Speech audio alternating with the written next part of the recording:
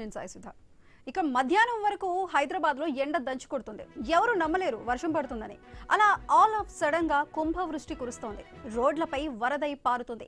అప్పటిదాకా రోడ్లుగా ఉన్న దారులు ఏరులవుతున్నాయి. కాలనీలు చెరువులుగా మారుతున్నాయి. హైదరాబాద్ లో పలు రోడ్ల పరిస్థితి ఇలానే ఉంది. ఇలాంటి పరిస్థితుల్లో కాలు తీసి కాలు బయట పెట్టే పరిస్థితి కనిపించడం లేదు.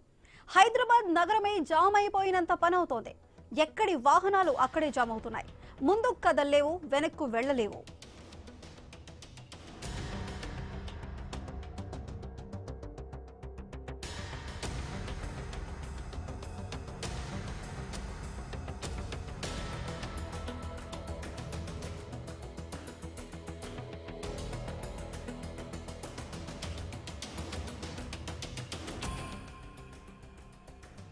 గత కొన్ని రోజులుగా ఇదే సమస్య నగర జీవితానికి నరకం చూపిస్తోంది. హైటెక్ సిటీ నుంచి సికింద్రాబాద్ కు వెళ్లేందుకు 2 గంటలకు పైన సమయం పడుతుంది.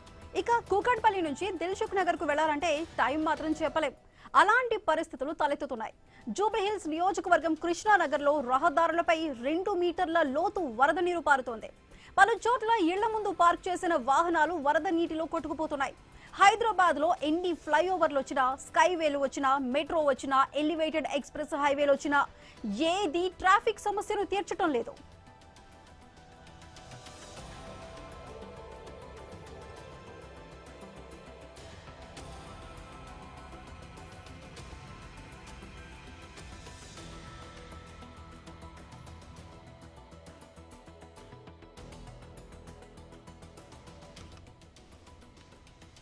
ఇక ముంపు ప్రాంతాల సమస్య చెప్పనవసరం లేదు. రోజుల తరబడి ముంపులోనే ఉంటున్నాయి. నాలాలు పొంగి ఇళ్లలోకి వరద నీరు చేరుతోంది.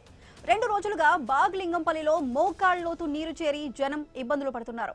గాంధీనగర్, అశోక్ నగర్, హిమాయత్ నగర్ లోను పలు అపార్ట్మెంట్ల సెల్లార్లు మునిగిపోయాయి. పాత బస్తీలోని పలు ప్రాంతాలు, ఖైరతాబాద్ బస్తీలు, అమీర్పేట్, బల్కంపేట్లోని కొన్ని కాలనీలు నీటిలోనే ఉన్నాయి. సికింద్రాబాద్ కంటోన్మెంట్, కుత్బుల్లాపూర్ నియోజకవర్గాల్లోని పలు చోట్ల కూడా కాలనీలో వరద చేరింది. ముంపు ప్రాంతాల్లోని వారి కష్టాలను తీర్చడం ఎవరి తరం కావటం లేదు. ఉన్న చెరువుల కబ్జాలకు గురి కావటం, నాలాలపై అక్రమ కట్టడాలు రావటంతో సమస్య వస్తుందంటున్నారు జనం. ఈ సమస్యకు ఎండ్ కార్డ్ పడేదెప్పుడు? జనం రోడ్లపై సాఫీగా ప్రయాణం చేసేదెప్పుడు?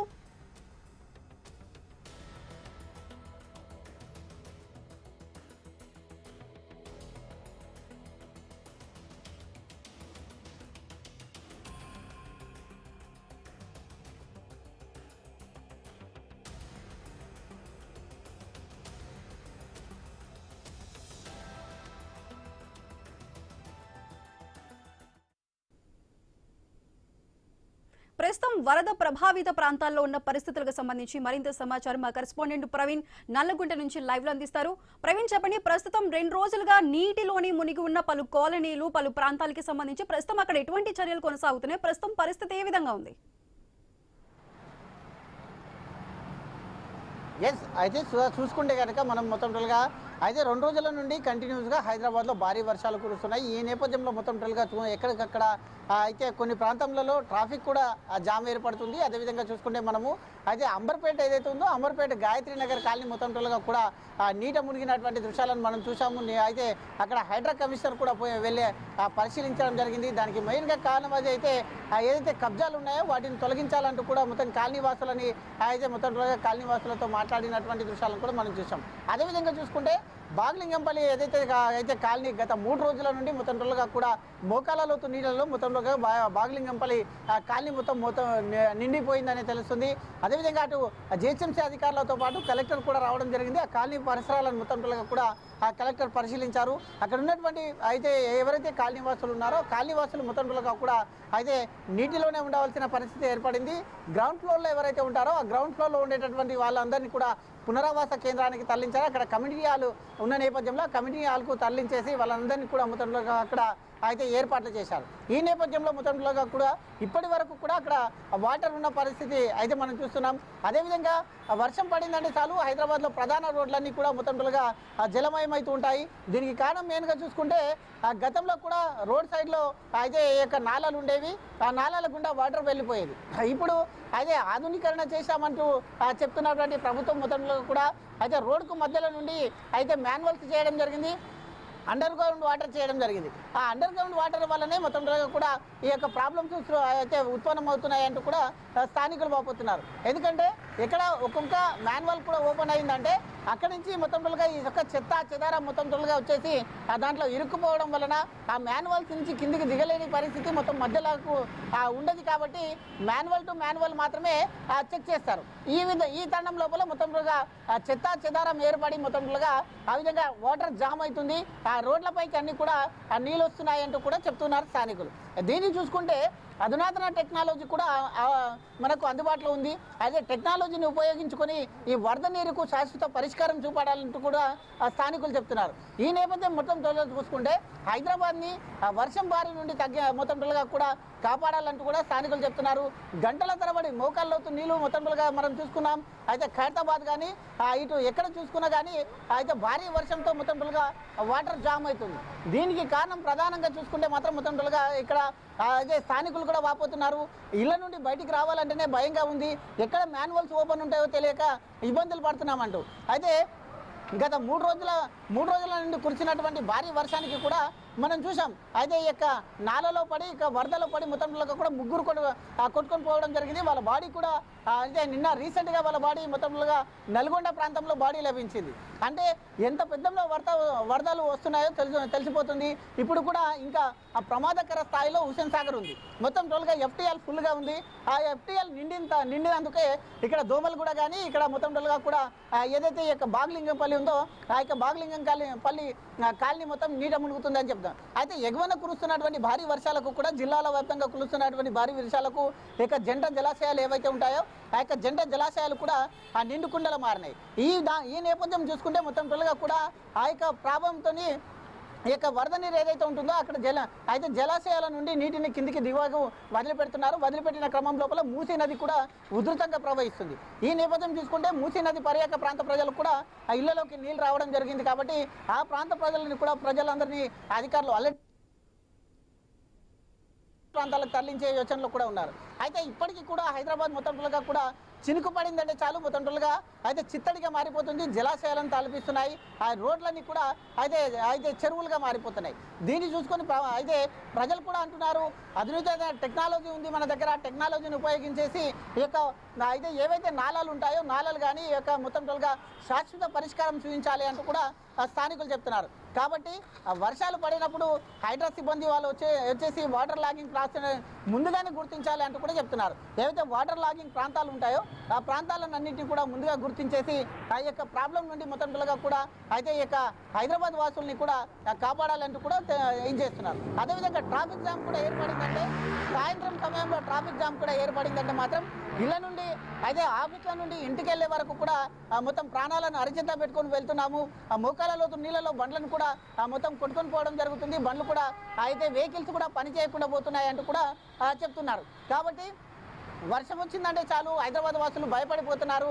సాయంత్రం వర్షం వస్తుంది, రేపు వర్షం వస్తుంది అని ఈ విధంగా వింటే చాలు అయితే హైదరాబాద్ వాసులందరూ కూడా మొత్తం భయాందోళనకు గురవుతున్నారు. కాబట్టి ఖచ్చితంగా అధికారులు నూతన టెక్నాలజీని ఉపయోగించుకోవాలి. టెక్నాలజీని ఉపయోగించుకొని అయితే వీరు మొత్తం కూడా వీటిని మొత్తం అయితే ఇక నాలాలు కానీ ఈ యొక్క రోడ్లను కానీ అయితే బాగు చేయాలంటూ కూడా చెప్తూ ఉన్నారు. అయితే మనతో పాటు కొంతమంది ఉన్నారు, మాట్లాడించే ప్రయత్నం కూడా చేద్దాం. బ్రదర్ చెప్పండి, అయితే హైదరాబాద్లో చినుకు పడితే చాలు మొత్తం అయితే చిత్తడిగా మారిపోతున్నాయి, రోడ్లన్నీ నిండుగా మారిపోతున్నాయి, వాహనాలదారులు కూడా ఇబ్బంది పడుతున్నారు. ఎస్, అయితే वो जो बारिश आ रहा ना, बारिश रोड पे आए तो पूरा पानी से भर जा रहा, तो प्रॉब्लम्स भी हो रहा है। घंटे बार वहीं से रहे क्या क्या करना पड़ता है? देखिए साहब, बिस्मिल्लाहिर्रहमानिर्रहीम, जो मुसलसल जो बारिश हो रही है इसमें काफ़ी मुश्किलात का सामना करना पड़ रहा। हमेशा यहाँ पे 6 नंबर चौरस्ते पे पूरा पानी जैसा ठहर के कमर तक ठहर जाता, 3-4 फीट ठहर जाता। कन्वीनियंस कुछ भी नहीं है पब्लिक को आने जाने के लिए। 4-4, 5-5 घंटे ट्रैफिक जाम हो जाता। एक तो 6 नंबर के आगे का रोड पूरा ब्लॉक कर दिया सो है, कुछ भी अल्टरनेट मेजर नहीं है। कम से कम यहाँ से लेके 6 नंबर चौरस्ते जाने 5 घंटे और हमारे को। और पानी का इसका सोल्यूशन ये ब्रिज बना है, कालवे को ऐसे पानी छोड़े, लेकिन कालवे में पानी नहीं जा रहा। ये कालवा है पानी जाने का, पानी जा रहे नहीं है कालवे में। अरे తీసుకున్నది तो చెప్తున్నారు అయితే ఇది ఏదైతే ఈ యొక్క కాలువ మనం చూస్తున్నాం, ఈ యొక్క కాలువ ఏదైతే ఉందో దీన్ని కట్టడం వల్ల నిరుపయోగంగా మారిందంటూ చెప్తున్నారు. ఇక్కడ నుంచి కనీసం ఈ దానికి వెళ్ళాలంటే కూడా అయితే హాఫ్ అన్ అవర్ నుంచి 1 అవర్ అవుతుందంటూ కూడా చెప్తున్నారు. అంటే దీని నుండి కూడా ఇబ్బంది పడుతున్నాము. అయితే ఇలాంటి ఏదైతే సైడ్ వాల్స్ కానీ ఈ యొక్క కాలువలు నిర్మించారో ఆ కాలువలన్నింటినీ కూడా సరిగా చేసే బాధ్యత జిహెచ్ఎంసీ పైన ఉంది అంటూ కూడా చెప్తున్నారు. ఆ కాలువలను కూడా నిరుపయోగంగా ఉన్నాయి, కట్టి లాభం లేదు, దాంట్లో వాటర్ గిర పోతలేదు అంటూ కూడా చెప్తూ ఉన్నారు. అదేవిధంగా చూసుకుంటే కనుక तो बोलिए ज़्यादा बारिश आए तो वहीं पर रुक जा रहा पड़ रहा, घर को कब जाते कि मालूम नहीं है। मैनुअल्स ओपन हो रहे, मैनुअल्स ओपन होके उसमें 3 जने चले गए, भी 2 जने रिसेंटली वहाँ पे पानी में अंदर जाके जैसे मुसरम्बाग नाले के पास अली के पास वो भी डीआरएफ टीम जीएचएमसी ऑफिशियल्स के जद्दोजहद के बाद 1 घंटे मिलने की डेड बॉडी 3 दिन के बाद मिली वो डेड बॉडी। लिहाजा हम रियासत तेलंगाना के वजीर आला जनाब रेवंत रेड्डी साहब से मुतालबा कर रहे, ये जो कॉन्ट्रैक्टर्स काम करे ये बिल्कुल काबिल है और ये काम कुछ भी फायदा नहीं है, डाल के उल्टा पब्लिक को परेशान करके उल्टा जैसो लोगों को जैसो आने जाने के लिए ट्रैफिक जाम हो जा रहा, एक तो पानी जाने का ऐसा कुछ भी सोल्यूशन नहीं है। लिहाजा हम अपील करते हैं ये फ्लाईओवर जो कॉन्ट्रैक्टर्स है इसके ऊपर सख्त इंक्वायरी करके इसके ऊपर कार्रवाई करना। అయితే ఖచ్చితంగా అయితే ఈ యొక్క ప్రాబ్లమ్స్ మొత్తం టోటల్గా కూడా జిహెచ్ఎంసీ అధికారులు కానీ మొత్తం అధికారులు స్పందించాలి, ఈ ప్రాబ్లమ్స్ అన్ని కూడా సెట్ చేయాలంటూ కూడా చెప్తూ ఉన్నారు. Right Praveen, thank you. అది ప్రస్తుతం భారీ వర్షాలు పడి హైదరాబాద్లో వరద ప్రభావిత ప్రాంతాలు అదేవిధంగా ఎక్కడికక్కడ స్తంభించిపోతున్న ఈ హైదరాబాద్కి సంబంధించి మనతో మాట్లాడడానికి విశ్లేషకులు మణ్యం కోటేశ్వరరావు గారు అందుబాటులో ఉన్నారు. నమస్కారం కోటేశ్వర్ గారు. నమస్తే కోటేశ్వర్ గారు, ప్రస్తుతం మనం చూస్తున్నాం వరద ఎక్కడికక్కడ అంటే లోతట్టు ప్రాంతాలు ముంపు ప్రాంతాలు మాత్రమే కాదు ఫ్లైఓవర్ల మీద కూడా నిలిచిపోతున్న పరిస్థితులు ఉన్నాయి. అదేవిధంగా హైవేల మీద ఎక్కడికక్కడ ట్రాఫిక్ స్తంభించిపోతుంది. మరి దీనిపై మీరేం చెప్తారు? ఈ వరద హైదరాబాద్ నగరానికి వరద చివరికి ఫ్లైఓవర్ల మీద కూడా వరద పారటం అనేటువంటిది బహుశా భారతదేశ చరిత్రలో ఒక హైదరాబాద్ లోనే మొట్టమొదటిసారిగా మనం చూసినట్లుగా నాకు అనిపిస్తూ ఉంది. ఎక్కడ ఏ నగరంలో కూడా ఫ్లైఓవర్ల మీద వరద వచ్చి వాహనాలు ఆగిపోయినటువంటి ఉదంతాలు మనం ఇంతవరకు వినలేదు. అందువల్ల రాబోయేటువంటి రోజుల్లో ఇదే విధంగా ఆకస్మికంగా భారీ కుండపోత వర్షాలు కనుక పడేట్లయితే హైదరాబాద్ నగరం ఏమవుతుంది అనేటువంటిది ఒకటైతే, బయటకు వెళ్ళినటువంటి వాళ్ళు ఫ్యాక్టరీలకు కావచ్చు లేదా ఆఫీసులకు వెళ్ళినటువంటి వాళ్ళు కానీ ముఖ్యంగా నైట్ డ్యూటీల్లో పనిచేయడానికి వెళ్ళినటువంటి వాళ్ళు తమ కుటుంబ సభ్యులు తిరిగి సురక్షితంగా ఇంటికి చేరుకుంటారా అనేటువంటి ప్రశ్న ఇవాళ హైదరాబాద్ నగరవాసుల్లో తలెత్తిందంటే అతిశయోక్తి కాదనేది నా అభిప్రాయం. అనేక సందర్భాల్లో బల్దియా కావచ్చు, లేకపోతే రాష్ట్ర ప్రభుత్వం కావచ్చు, లేదా అధికారంలో ఉన్నటువంటి పార్టీల నిర్లక్ష్యం గురించి మనం చెప్పుకున్నాం. ప్రతిదానికి మేమున్నామంటూ మిగతా సందర్భాల్లో వచ్చేటువంటి కార్పొరేటర్లు ఏం చేస్తున్నారు, ఎమ్మెల్యేలు ఏం చేస్తున్నారు, ఎన్ని ఇబ్బందులు పడతా ఉంటే మేమే అసలైనటువంటి ప్రజాప్రతినిధులం, మేమే అన్ని సమస్యలని పరిష్కరిస్తామని చెప్పేటువంటి వాళ్ళు ఎక్కడా మనకి ఇట్లాంటి సందర్భాల్లో వాళ్ళ జాడే కనపడదు. మరి ఇటువంటి ప్రజాప్రతినిధుల్ని లేదా అధికార యంత్రాంగం హైదరాబాద్లో ఎంత ప్రహసనప్రాయంగా నడుస్తూ ఉందంటే, సరిగ్గా వర్షాలు రాబోయే ముందు మురికి కాలువల్ని శుభ్రం చేసి అందులో ఉన్నటువంటి చెత్త చెదారం అంతా రోడ్ల మీద వేస్తారు. ఆ రోడ్ల మీద వేసినటువంటి దాన్ని వెంటనే తీస్తారా అంటే తీయరు. ఆ వేసిన తర్వాత సరిగ్గా వర్షాలు వచ్చి మళ్ళీ ఆ చెత్త చెదారం అంతా కూడా తిరిగి ఏ కాలువలు అయితే తీశారో ఆ కాలువలోకే పోతాం. ఎందుకు ఇంత నిర్లక్ష్యం చేస్తున్నారు? చర్మాలు ఎందుకు ఇంత మొద్దుబారిపోయాయి అధికార యంత్రాంగానికి లేదా ప్రజాప్రతినిధులకి అనేటువంటి సమస్య వస్తాం. జనానికి ఆగ్రహం వస్తూ ఉంది ఇబ్బందులు పడినప్పుడు. కానీ తర్వాత వచ్చేసరికి ఎవరి పనులు వాళ్ళు, ఎవరి బతుకు వాళ్ళు. ఎందుకంటే అందరూ కూడా పేదలు, ఎక్కువ మంది హైదరాబాద్ నగరంలో ఉన్నటువంటి వాళ్ళు అత్యధికులు పేదలు. వాళ్ళకి రోజువారీ గడవడమే వాళ్ళకి ముఖ్యం. ధనికులు ఎవరైనా ఉన్నారంటే వాళ్ళు ఎన్ని వరదలు వచ్చినా ఏం వచ్చినా కానీ అవసరమైతే సురక్షిత ప్రాంతాలకు వెళ్తారు, అన్ని చేసుకుంటారు. అందుకని మరి ఏమిటి ఈ నిర్లక్ష్యాన్ని ఏం చేయాలని చూసినప్పుడు ఇటీవల నేపాల్లో, అంతకుముందు బంగ్లాదేశ్లో, అంతకుముందు శ్రీలంకలో ఎలాగైతే తమ సమస్యలను నిర్లక్ష్యం చేసి తమ జీవితాలని దెబ్బతీసినటువంటి పాలకుల మీద, ప్రజాప్రతినిధుల మీద జనం తిరుగుబాటు చేసి ఎలా దాడులు చేసి ఎలా తరిమి కొట్టారో, ఆ విధంగా హైదరాబాద్ నగరంలో నిర్లక్ష్యం వహించేటువంటి అధికార గణానికి, ప్రజాప్రతినిధులకి అలాంటి సెగను ఒకసారి కనుక చూపించేట్లయితే మళ్ళా ఇలాంటి పరిస్థితులు పునరావృతం కావు అనేది నేను చెప్పదలుచుకున్నాను. ఈ విధంగా చెప్పడానికి కొంతమంది తప్పట్టచ్చు, ఇది పరిష్కారం అని. ఇది పరిష్కారం కాదు. గడిచినటువంటి 3 దశాబ్దాలుగా రోజు రోజుకి, ఏడాదికి వరద సమస్య పెరుగుతూ ఉంది. మరి ఎందుకని పట్టించుకోవట్లేదు?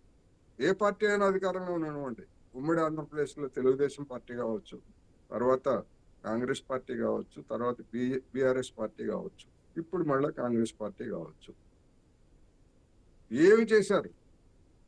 మేము ఇదిగో ఫలానా చేశాము, ఫలానా ప్రాంతానికి మేము వరద ముప్పు తప్పించాము, వరదలకు కారకులవుతున్నటువంటి లేదా కారణమవుతున్నటువంటి ఆక్రమణలు మేము ఇదిగో ఇన్ని తొలగించాము అని చెప్పేందుకు ఎవరికైనా ధైర్యం ఉంటే వాళ్ళందరికీ మనం దండలేసి సన్మానించవచ్చు. అదేమీ చేయనప్పుడు ఏం చేయాలి జనం? బడిత పూజ చేయడం తప్ప నిర్లక్ష్యం వహించేటువంటి వాళ్ళకి బడిత పూజ చేస్తే అప్పుడన్నా బుద్ధి వస్తుందా అనేటువంటి ఆవేదనతో చెప్పేటువంటి మాటలు తప్ప మరొకటి కాదు. పథకాలను నివారించడానికి అవసరమైనటువంటి సూచనలు, సలహాలు, సాంకేతిక మార్గాలను సూచించేటువంటి సైంటిస్టులు కావచ్చు లేదా ఇతర నిపుణులు కానీ ఏమన్నా హైదరాబాద్కి కొరత ఉన్నారా? హైదరాబాద్ ఒక టెక్నాలజీ నగరంగా వివిధ రంగాల్లో ఉంది కదా. శాస్త్రవేత్తలకు ఏమన్నా కొరత ఉందా? జేఎన్టీయు లాంటి టెక్నాలజీ యూనివర్సిటీలు ఉన్నాయి కదా. మరి అటువంటి యూనివర్సిటీలు ఇచ్చినటువంటి పథకాల గురించి లేదా పరిష్కార మార్గాల గురించి ఎందుకని పక్కన పడేశారు? మురుక్కాలలో పడేశారు వాళ్ళు ఇచ్చినటువంటి నివేదికలన్నీ. ఎవరి పాపం ఇది? అందువలన పూర్తిగా అధికారంలో ఉన్నటువంటి వాళ్ళ నిర్లక్ష్యం, ప్రజాప్రతినిధులుగా ఎన్నికైనటువంటి వాళ్ళ బాధ్యతారాహిత్యం. మరి ఇటువంటి పరిస్థితుల్లో ఏం చేయాలి? జనమే ఆలోచించుకోవాలి. ఎంతకాలం ఈ ఇబ్బందులు పడతారు, ఎంతకాలం ఈ నష్టాలను భరిస్తారు అనేటువంటిది సమస్య. పోయినసారి ఎన్నికల అప్పుడు ఈ వరదల సమస్య ప్రధానమైనటువంటి అంశంగా ముందుకు వచ్చింది కదా. వరదల్లో నష్టపోయినటువంటి వాళ్ళకి పరిహారం ఇస్తామని, ఇవ్వరని, అదని ఇదని. ఏమయ్యారు తర్వాత అధికారానికి వచ్చినటువంటి వాళ్ళు? రాష్ట్ర ప్రభుత్వం కానీ లేదా బల్దియాలో అధికారానికి వచ్చినటువంటి వాళ్ళు కానీ ఎక్కడైనా ఒక్క డివిజన్లో, ఒక ప్రాంతంలో, ఒక అసెంబ్లీ నియోజకవర్గ ప్రాంతంలో ముంపు సమస్యని, ఆక్రమణల సమస్యని లేదా మురుగు సమస్యని మేము పరిష్కరించామని చెప్పేసి ఎవరినైనా గుండెల మీద చేసుకుని చెప్పమనండి. ఎక్కడ మనకు కనపడరు. ఇది ఇవాళ ఉన్నటువంటి హైదరాబాద్ నగరంలో ఉన్నటువంటి ఒక దుస్థితి, దౌర్భాగ్యమైనటువంటి పరిస్థితి అని చెప్పుకోవాలి. కోటేశ్వర్ గారు, మళ్ళీ మీ దగ్గరకు వస్తే ఇప్పుడు మనతో పాటు ఇదే అంశం మీద చర్చించడానికి ఉన్నారు విశ్లేషకులు మురళీమోహన్ గారు. నమస్కారం మురళీమోహన్ గారు. నమస్తే అండి. నమస్తే మురళీమోహన్ గారు, మనం ఎంతో అభివృద్ధి చెందుతున్న ఈ హైదరాబాద్ నగరంలో మనోహర్ గారు, మరి దీనిపై వేగంగా అభివృద్ధి చెందుతున్న ఈ హైదరాబాద్ కి సంబంధించి అసలు డ్రైనేజ్ వ్యవస్థ వైఫల్యం అవుతుంది. అసలు డ్రైనేజ్ వ్యవస్థలో అప్గ్రేడ్ అవ్వడానికి ఈ హైదరాబాద్ లో ఉన్న ఈ వర్షాభావ పరిస్థితులను తట్టుకొని నిలబడడానికి ఎటువంటి చర్యలు కావాలంటారు? ఇది పెద్దలకు అందరికీ నమస్తే. నన్ను ఈ సిటీ, మన ఇమేజ్ ఏమో చాలా పెద్దది, ఐటీ సిటీగా మనం పేరు తెచ్చుకున్నాము ఒకవైపేమో. ఇంకోవైపేమో వరదల్లో మునిగిపోతున్నాము. చినుకు పడితే వణుకు పుడుతుంది. ఇంతకు ముందు చినుకు పడితే మనము ఎంజాయ్ చేసేవాళ్ళం, వర్షం పడితే ఇంత బయటకు వచ్చి తడిచేవాళ్ళం. ఇప్పుడు చినుకు పడితే వణుకు పుడుతుంది హైదరాబాద్లో. ఎందుకంటే రోడ్లు అంతే, ఒక 10 నిమిషాలు గట్టి వాన పడితే రోడ్లు ఆగిపోతున్నాయి, జామ్ అయిపోతున్నాయి. రోడ్లన్నీ చెరువుల్లా కనపడుతూ ఉన్నాయి, బ్లాక్ అయిపోతున్నాయి, ట్రాఫిక్ జామ్ అయిపోతుంది. ఇదంతా ప్రతిసారి వర్షం పడ్డప్పుడు మనం ఈ చర్చలు చేస్తున్నాం, టీవీలో కూడా చేస్తా ఉన్నాం. నాకు అనిపించేది ఏంటంటే వార్ టైం లో వచ్చే ఇవి ఆలోచనల కన్నా పీస్ టైంలో దీనిపైన ఒక మూమెంట్ నడవాలి. పీస్ టైంలో మూమెంట్ నడపకపోవడం వల్లనే ముఖ్యంగా మేధావులు ఇలాంటి సమస్యల పైన రౌండ్ టేబుల్స్ పెట్టడం, ప్రజలకు అవగాహన కలిగించడము, లోతట్టు ప్రాంతాల సమస్యలు ఏమున్నాయని ప్రజలకు అర్థం చేయించడము, ఆక్రమణలు అంటే ఎలా ఉంటాయని, అలాగే చెరువులు, కుంటలు, నీళ్లు నిల్వాల్సిన ప్రాంతాలన్నీ కూడా ఎలా కబ్జా అవుతున్నాయనే విషయం, ఇవన్నిటినీ కూడా పెద్ద ఎత్తున ఒక ఎడ్యుకేట్ చేసేటువంటి పని కూడా మనం చేయాల్సిన బాధ్యత చదువుకున్న వాళ్ళ పైన ఉంటుంది. లేకపోతే ఏమవుతుంది అంటే ఇదిగో ఇప్పుడు వారు చెప్పినట్టే పరిష్కారం కనుగొనాల్సి వస్తుంది. ఇంకా నేపాల్లో లేకపోతే బంగ్లాదేశ్ మోడల్స్ అవుతాయి మనకు కూడా. కనుక ధ్వంసం చేస్తే ఏదో జరిగిపోతుంది అనేటువంటి ఒక అభిప్రాయం కూడా వచ్చే ప్రమాదం ఉంటుంది. కనుక మనం ఆలోచించాల్సింది పీస్ టైంలో ఇది ఆలోచించాలి. పీస్ టైంలో సీరియస్నెస్ ఉండాలి. వార్ టైంలో చాలా సీరియస్నెస్ ఉంటుంది, కనుక తిరుగుబాటు ఉంటుంది వార్ టైంలో. పోయినసారి 5 ఏళ్ల క్రితం వచ్చినటువంటి వరదల్లో నాకు గుర్తుంది ఇప్పటికి కూడా, నాయకులు సెలవిచ్చారు, ఒక బండి పోతే బండి, కారు పోతే కారు అనేటువంటి ప్రామిసెస్ చేశారు. అప్పుడు ఎలక్షన్స్ కూడా దగ్గరలో ఉండే. ఇటువంటిది ఇప్పుడు తక్కువ 10 సెంటీమీటర్లు, ఎక్కువ 20-25 సెంటీమీటర్ల వరకు పడ్డది. ఇంత పడితే ఇంకెక్కడ ఉంటాం మనం అసలు? ఇళ్లలోకి నీళ్లు వచ్చేస్తున్నాయి, మోకాళ్ళ ఎత్తున నీళ్లు పోతా ఉన్నాయి. సో అందుకని మనుషులు ఇప్పటికే 4-5 ప్రాణాలు పోయినట్టు మనం వార్తలు వింటున్నాం. ఇంత నిస్సహాయ స్థితి ఉంటుందా ఎక్కడైనా? ఇంత పెద్ద సిటీ, ఇంత మెకానిజము, ఇంత పేరున్నటువంటి సిటీ, చాలా ఏమంటాం బిజినెస్ కు అనుకూలమైన సిటీ అని, ఐటీ సిటీ అని పెద్ద పెద్ద పేర్లు పెట్టుకున్నాం కదా మనము. దేశంలోనే గొప్ప సిటీగా మనం పేరు తెచ్చుకున్నాం. కానీ ఏం లాభం? తలదించుకోవాలి ఇప్పుడు ఇది చూసినప్పుడు. అందుకని నాకు అనిపిస్తున్నటువంటి విషయం ఏంటంటే ఈ నాలాల యొక్క మేనేజ్మెంట్, హైడ్రా, ఇవన్నీ పదాలు బాగానే వచ్చాయి. ఇప్పుడు దృష్టి అంతా ఇప్పుడున్న ప్రభుత్వానికి కూడా దేని మీద ఉంది అంటే సుందరీకరణ మీద ఉంది. మూసీ సుందరీకరణ. ఇదే మూసీ ఒకప్పుడు దుఃఖదాయిని, మనల్ని ముంచేది, హైదరాబాద్ ప్రతి ఏడాది ముంచేది. కానీ చాలా చక్కటి పరిష్కారం కనుగొన్నారు కదా నిజాం నవాబులు అప్పుడు. మోక్షగుండం విశ్వేశ్వరయ్య గారిని తీసుకొచ్చేసి ఉస్మాన్ సాగర్, ఈ సాగర్లు 2 కట్టేసి, హిమాయత్ సాగర్ కట్టేసి అసలు నీళ్ళే లేకుండా చేశారు దాన్ని కంప్లీట్ గా. అంటే వరదలు అనేవి లేకుండా శాశ్వతంగా పరిష్కారం అయిపోయినాయి. ఎంత అద్భుతంగా ఆ రోజుల్లో అంత టెక్నాలజీ, అంత తెలివితేటలు ఉపయోగించగలిగిన వాళ్ళము ఈ రోజుల్లో ఏముంటుందంటే ఇది సమస్యనే కాదు అసలు. ఇప్పుడున్న టెక్నాలజీ, ఇప్పుడున్నటువంటి శాస్త్ర పరిజ్ఞానము ఇవన్నీ ఉన్నప్పుడు మనకి ఇది సమస్య కానే కాదు. మరి ఏంటి విషయము అని అంటే పొలిటికల్ ఏమంటాం విల్లింగ్ లేకపోవడం, పొలిటికల్ గా దీనిపైన దృష్టి పెట్టకపోవడం, తర్వాత డబ్బులు దీనికి ఖర్చు పెట్టాలా, కనుక ఇప్పటికిప్పుడు ఓట్లు కావాలి కదా, కనుక ఫ్రీ బీస్ మీద దృష్టి పెట్టడం, అన్ని గ్యారంటీలు, 10 గ్యారంటీలు, ఇన్ని గ్యారంటీలు కానీ లైఫ్ గ్యారంటీ లేదు కదా. ఇప్పుడు మీకు 6 గ్యారంటీలు, 10 గ్యారంటీల్లో లైఫ్ గ్యారంటీ ఎక్కడ ఉంది? వరదలు వస్తే లైఫే ఉండడం లేదు కదా. అసలైంది లైఫ్ కదా. లైఫ్ గ్యారంటీ లేకపోతే మరి దేనికి ప్రభుత్వాలు ఉండేది? కనుక మనీ ఎక్కడ పోతుంది అనేది ముఖ్యం. ప్రజలు అడగాల్సింది మనీ మనల్ని కాపాడకపోతే దేనికోసము అని. కనుక తాత్కాలికమైనటువంటి విషయాల పట్ల శ్రద్ధ చూపడము, రాజకీయ పార్టీలు అన్నీ కూడా ఎన్నికల్లో మేనిఫెస్టోలో దేనిపైన ఇస్తున్నాయి? ఓటర్ను ఆకర్షించడానికి ఇస్తున్నాయి. కానీ ఎమర్జెన్సీని ఎలా మేనేజ్ చేస్తారు? ఇప్పుడు చూడండి, ఇప్పుడు ఈ వరదల్లో వెంటనే ఇప్పుడు వచ్చేది చాలా హెల్త్ ఇష్యూస్ వస్తాయి. వెంటనే కనుక హెల్త్ టీమ్స్ కనుక స్పందించకపోతే, పరిగెత్తకపోతే చాలా సమస్యలు వస్తాయి. మంచినీళ్ళు లేవు, ఇప్పుడు నీళ్లు ఉన్నాయి చుట్టూ, water everywhere but not a drop to drink అన్నట్టుగా ఉంది. చాలా లోతట్టు ప్రాంతాల్లో నీళ్లు లేవు. కనుక ఇవన్నీ సమస్యలు మిషనరీ, ఇది ప్రభుత్వ మిషనరీ, ట్రైన్డ్ మిషనరీ లేదు అసలు మనకు ఇప్పటికి కూడా. వరదల్లో ఇటువంటి డిసాస్టర్ మేనేజ్మెంట్ టీమ్స్, బలమైనటువంటి టీమ్స్ ఇప్పటికీ లేవు, చాలా తక్కువ ఉన్నాయి మనకు. కనుక ఏదైనా ఒక అన్ఎక్స్పెక్టెడ్ ఏదైనా వచ్చినప్పుడు ఒక్క సినిమా హీరో సినిమా టాకీస్కి వస్తే క్రౌడ్ని మేనేజ్ చేసేంత స్థితిలో లేరు. మనుషులు చచ్చిపోతారు అంతే నిస్సహాయంగా. ఇది మనకున్నటువంటి డిసాస్టర్ మేనేజ్మెంట్. కనుక ఇమ్మీడియట్ కావాల్సింది అటువంటి డిసాస్టర్ మేనేజ్మెంట్ టీమ్స్గా వాటికి ఉద్యోగాలు ఇవ్వాలి, వాళ్ళకి జీతాలు ఇవ్వాలి. ఎక్కడుంది డబ్బు, ఎక్కడ ఉంది? వీటన్నిటికీ ఎమర్జెన్సీలో వస్తుంటాయి పోతుంటాయి. సినిమా హీరో వచ్చినప్పుడు జనాలు కుడతారు, నలుగురు చస్తారు, దానికి ఏముంది? వరదలు వచ్చినప్పుడు 10 మంది వస్తే చేస్తారు, మరి చావకుండా ఉంటారా ఇంత వరదలు ఉన్నప్పుడు? ఇలాంటి ధోరణి కదా ఇప్పుడు ప్రభుత్వాలకు ఉన్నది. ప్రిపరేషన్కు డబ్బు వెచ్చించడం అనేది ఉందా? ప్రిపేర్ అయ్యి ఉండాలి కదా. ఈ వరదలకు ప్రిపేర్ అయ్యి ఉండాలంటే చాలా పనులు చేయాలి. ప్రిపరేషన్ అంటే ఏంటి అంటే వచ్చినప్పుడు మనుషులను కాపాడుకోవడము, పైనుంచి హెలికాప్టర్లు దిగడం కాదు కదా. నాలాలు క్లియర్గా ఉండాలి, వరద నిలువ లేకుండా చూసుకోవాలి, ఆక్రమణలు కాకుండా చూసుకోవాలి. ఇవన్నీ లాంగ్ టైం ప్లానింగ్ లేకపోతే వచ్చే ప్రమాదం ఇది.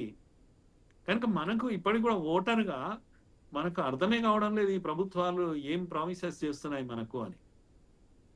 కనుక విపత్తు సమయంలో కాపాడుకునే దానికి పీస్ టైంలో చాలా ఏర్పాట్లు చేయాలి. మనకు మూసి నది పరివాహక ప్రాంతంలో చాలా మునక ప్రాంతాలు ఉన్నాయి, ఆ ఆక్రమణలు ఉన్నాయి, విపరీతమైన ఆక్రమణలు ఉన్నాయి. వాటి తొలగించుకోవాలి. ఇప్పుడు ప్రాణాలు పోతూ చూస్తూ ఉండే కన్నా వాటిని తొలగించుకుంటే ప్రాణాలు పోవు కదా.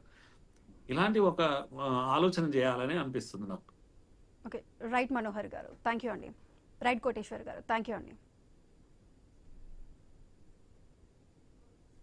సో ఇప్పటి వరకు అంటే వర్షం పడినప్పుడు మాత్రమే తాత్కాలిక చర్యలు తీసుకుంటూ వరద ప్రభావిత ప్రాంతాల్లో కానీ సహాయక చర్యలు చేపట్టడం, లేదంటే వాటర్ లాగింగ్స్ ఉన్నప్పుడు క్లియర్ చేయడం, అప్పటికప్పుడు మాత్రమే తక్షణ చర్యలు మాత్రమే హైదరాబాద్లో ఉన్న పరిస్థితిని కంట్రోల్ చేయలేవు. శాశ్వత చర్యల దిశగా ప్రభుత్వం ముందుకెళ్లాలని అందరూ కోరుకుంటున్నారు. ఇది వాళ్ళ question ever. Keep watching I news.